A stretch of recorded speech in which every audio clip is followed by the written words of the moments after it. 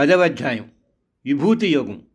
ఈ ప్రపంచంలో ఉత్కృష్టమైన ఐశ్వర్యయుక్తమైన సంపదలు ఎక్కడెక్కడ ఉన్నాయో చెప్పి అవి ఎవరివో ఎవరి అధీనంలో ఉన్నాయో చెప్పి తన విశ్వవ్యాపకత్వాన్ని విపులీకరించి తనను ఎల్లప్పుడూ భజించే భక్తులకు ఎవరికి ఏమిస్తే వాళ్ళు తనను చేరుకుంటారో ఆ రహస్యం పరమాత్మచే తెలుపబడి మోహాన్ని తొలగించే అధ్యాయం. Chapter 10 Vibhuti Yoga.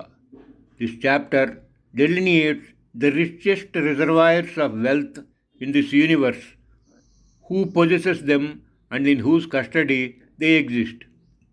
God tells of His omnipresence across the universe and unveils the secret of reaching Him through unalloyed devotion and reveals the methodology for removing a devotee's ignorance.